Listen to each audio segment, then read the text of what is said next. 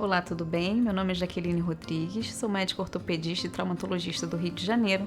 Hoje eu vim conversar um pouquinho com vocês sobre uma doença chamada osteoporose. A gente vai falar hoje um pouquinho o que é a osteoporose, tá? Os fatores de risco que levam a essa doença, vamos discutir um pouquinho sobre o diagnóstico, o tratamento e o principal de tudo, a prevenção. Então vamos lá?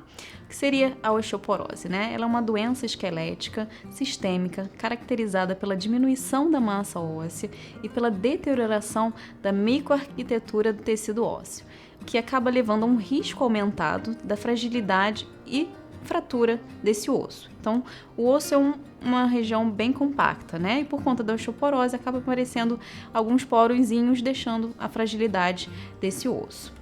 Então, embora a osteoporose ela possa estar presente em qualquer osso, existem algumas regiões específicas que acontecem mais quadros de osteoporose, como o quadril, a coluna, principalmente a coluna lombar, e a região do punho, que são regiões de carga do nosso corpo, né? São regiões que são mais utilizadas pelo nosso corpo.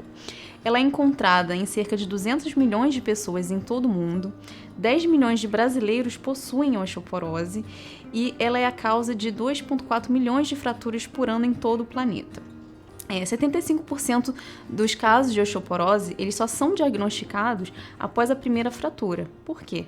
Porque esses pacientes, né, eles não sentem dor e aí acaba desenvolvendo a dor só quando há o quadro de fratura, né, porque ela é uma doença silenciosa, só se apresenta quando tem um quadro de fratura. Existem 3 tipos principais de osteoporose. O primeiro deles é a osteoporose pós-menopausa, que acontece em mulheres após a menopausa. O segundo é a osteoporose senil, que se apresenta em pessoas acima de 70 anos. E a osteoporose secundária, né, que ela se apresenta em pessoas que possuem doenças renal, hepática, algumas doenças endócrinas, né, hematológicas, e alguns pacientes que fazem uso crônico de alguns medicamentos, como os corticoides. Vamos falar agora um pouco sobre os fatores de risco. O principal fator de risco da osteoporose é a idade avançada, né? Um segundo fator que pode estar relacionado, como eu já mencionei, é o uso crônico de medicamentos como os glicocorticoides. Uma dieta pobre em cálcio também pode levar a um risco aumentado de osteoporose. O paciente que fuma, que faz uso de bebida alcoólica, porque essas substâncias são substâncias tóxicas que acabam gerando uma hipóxia no tecido. O que seria essa hipóxia? Uma diminuição de oxigênio nos nossos tecidos e acabam aumentando uma reabsorção desse osso, né? Gerando uma fraqueza na região óssea do nosso organismo. Também história de antecedente familiar de fratura, paciente que tem algum familiar que tenha tido alguma fratura sem história de trauma, pode desenvolver uma osteoporose também. A diminuição de vitamina D do nosso organismo, né? A vitamina D está diretamente relacionada ao aumento dessa absorção de cálcio a nível renal, a nível intestinal. Então, se a gente tem uma diminuição dessa vitamina D, consequentemente, o nosso organismo diminui a captação de cálcio, né, do nosso corpo. Alguns pacientes que possuem paralisias ou alguma condição, né, que afeta a força e o equilíbrio, isso acaba gerando uma maior probabilidade de quedas, então isso pode gerar também osteoporose. A hereditariedade também é um fator importante, né, de 60% a 70% do pico da massa óssea, ela é determinada pela hereditariedade, então se eu tenho algum familiar, né, algum histórico de algum familiar que tem osteoporose, eu também posso desenvolver por conta dessa hereditariedade. Tá? Algumas doenças inflamatórias, como artrite reumatoide, espondilite anquilosante, a doença inflamatória intestinal e também o diabetes, que são doenças inflamatórias, elas agem, né, interferindo em algumas células, como os osteoclastos, que são responsáveis por absorver a matriz óssea no nosso corpo, então aumenta a quantidade dessas células no nosso organismo e aí aumenta a absorção do osso no nosso corpo. O hiperparatiroidismo, né, que é uma doença que aumenta a quantidade do hormônio da paratireoide, que também está relacionado à reabsorção óssea, então isso pode gerar um fator de risco também para a osteoporose. Algumas cirurgias, né, como a cirurgia bariátrica, que hoje em dia está bastante em foco, né, muitas pessoas estão realizando, é uma cirurgia que ela é desabsortiva, então acaba diminuindo a quantidade, a capacidade do corpo de absorver esse cálcio, e aí gerando a osteoporose. O hipogonadismo, que é a diminuição dos hormônios, né, sexuais, e a menopausa, que acaba gerando uma diminuição dos esteroides, né, na mulher, esteroides sexuais, e pode também gerar a osteoporose. E o uso prolongado de algumas imobilizações. Por exemplo, você teve alguma fratura, ficou muito tempo usando um gesso, então esse desuso do osso, né, acaba gerando esse enfraquecimento. E aí pode gerar fraturas também e um quadro de osteoporose pelo uso prolongado de imobilização. Como é que a gente faz o diagnóstico, né? Alguns pacientes vêm e perguntam pra gente: doutora, se eu fizer um exame de sangue, eu consigo ter esse diagnóstico, se eu tenho osteoporose ou não? O exame de sangue não é o exame ideal para diagnóstico de osteoporose, mas ele auxilia para a gente poder saber se essa osteoporose que o paciente apresenta está relacionada a alguma doença secundária, né? Como já mencionado, alguma doença renal, alguma doença hepática.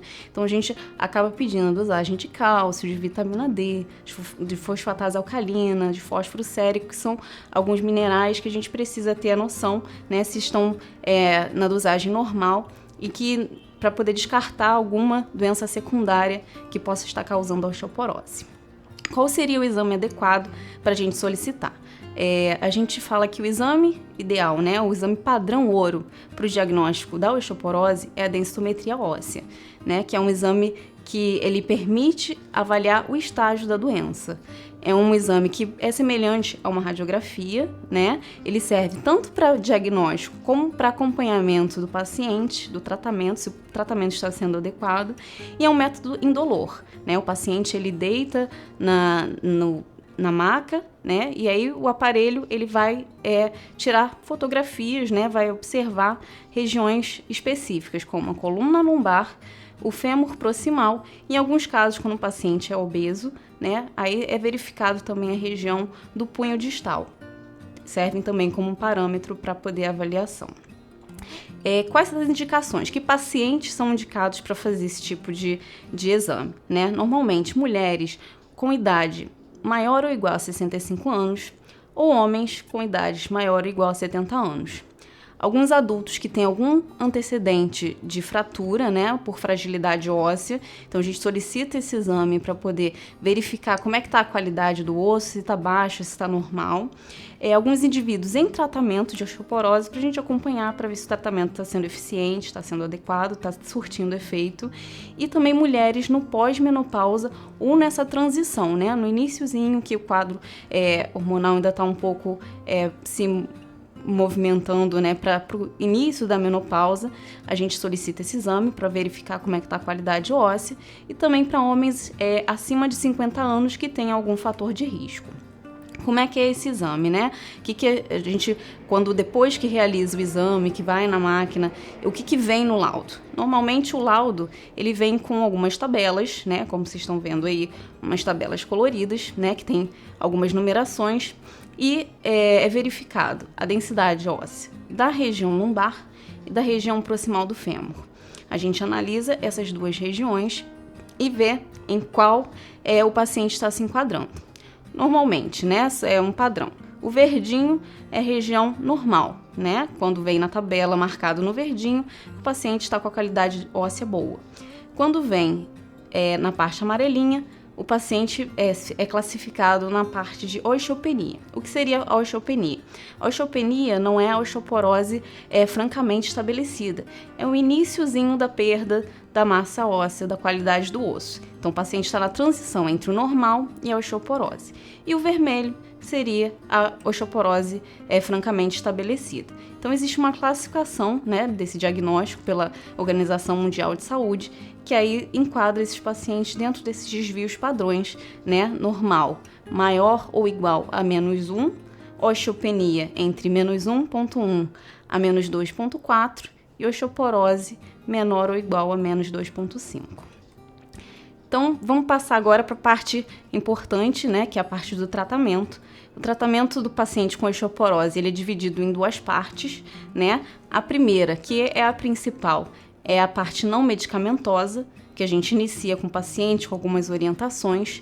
É importante de tudo isso, uma exposição solar adequada, né, para a gente poder ter essa produção da vitamina D. Paciente que não pega sol é um paciente que não produz vitamina D, porque a vitamina D ela é ativada através dos raios solares. Agora sim, qual seria o ideal? Qual o horário ideal para a gente poder pegar sol? É meio-dia, eu vou ficar lá me expondo ao sol? Não. O sol, ele é tanto vilão quanto mocinho. Então, a gente tem que aprender a usar o sol na hora adequada. O horário ideal para a gente pegar o sol é ou no iniciozinho da manhã, até no máximo 10 horas da manhã, ou no início da tarde, no finalzinho da tarde, até o sol se pôr, né? A partir das 16 horas.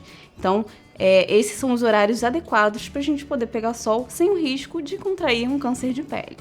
Ah, mas eu preciso pegar sol de manga comprida, de saia comprida, de calça? Não, o ideal é a gente expor os membros para poder ter o uso adequado dos raios solares.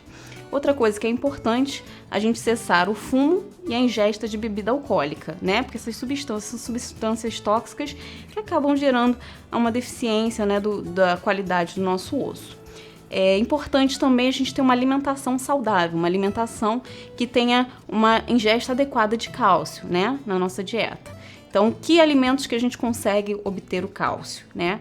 Leite e seus derivados, alguns vegetais, verduras verdes escuras principalmente. A gente tem que evitar o excesso de cloreto de sódio na alimentação. Por quê? Porque o sódio, ele compete juntamente nas nossas células para entrar nas nossas células junto com o cálcio. Então, se eu tenho um aumento desse sódio, eu acabo evitando que o cálcio entre na nossa célula e a nossa célula não consegue usar adequadamente o cálcio que ela precisa. Então, a gente acaba desenvolvendo um quadro de osteoporose por conta do excesso de sódio.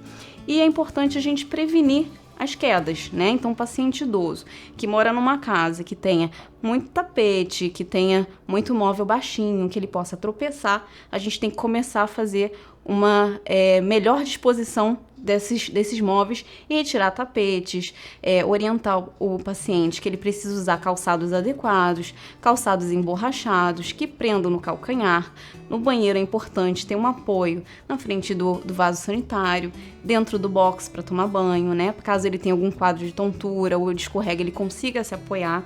Então é importante para essa prevenção de fratura que o paciente tire tudo que seja algum obstáculo no meio do caminho. Então é importante tirar tapete, ter um piso que seja antiderrapante para evitar quedas.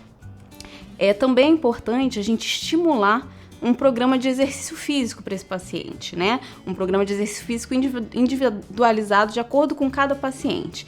E sempre colocando algum exercício que tenha algum baixo impacto, como musculação, pilates, realizar alguma corrida leve, subir e descer escadas, né, com apoio. Isso é importante porque os exercícios de impacto que fazem o fortalecimento do nosso osso, tá bom? Então vamos passar agora para a parte medicamentosa.